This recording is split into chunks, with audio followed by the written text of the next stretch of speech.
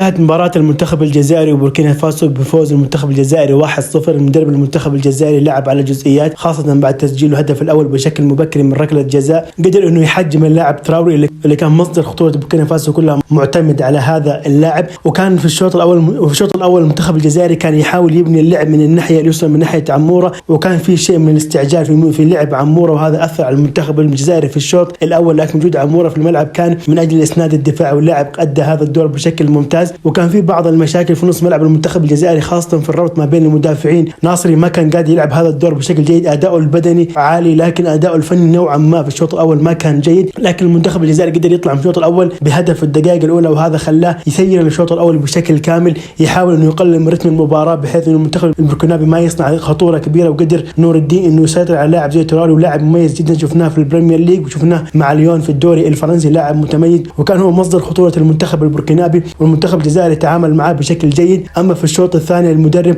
بعد أول ربع ساعة قرر استبدال رياض محرز، وهذا كان تغيير غير مفهوم في البداية. بعدين مع المباراة شفنا المنتخب الجزائري سيطر على المباراة بشكل أفضل، ودفاعيا وهجوميا تحسن، لأنه مدرب المنتخب البركنابي غير تراوري من الطرف إلى عمق الملعب، وهذا شكل بعض الخلل في دفاع المنتخب الجزائري. وتغيير محرز لاعب المنتخب الجزائري، وهذا خلق زيادة عددية في نصف الملعب للمنتخب الجزائري، وأنهى خطورة اللاعب تراوري، فانتهت خطورة المنتخب البركنابي. والمنتخب الجزائري قدر في التحولات الهجومية يصنع من 4 ل3 فرص، لكن ما استغلوا ولا واحدة وسجلوها. فالمدرب المنتخب الجزائري قرأ المباراة بشكل جيد، ما بدأ المباراة بشكل جيد، لكن مع مجريات المباراة كان المنتخب الجزائري بيتحسن شيئا فشيئا أثناء المباراة، وكان هذا الشيء يحسب للمدرب المنتخب الجزائري. قرار جريء انك تستبدل محرز، لكن القرار كان في محله، مو لسوء محرز، لأن المباراة كانت محتاجة هذا الشيء، كانت محتاجة لعيبة قوية بالأدوار الهجومية والدفاعية، وهذا اللي كان يعتمد عليه لاعب زي عمورة اللي بدأ المباراة كمهاجم ثم على الطرف الأيسر، لأنه يقدر يسند بشكل ممتاز على الأجنحة، وهذا كان دور ممتاز بالنسبة له.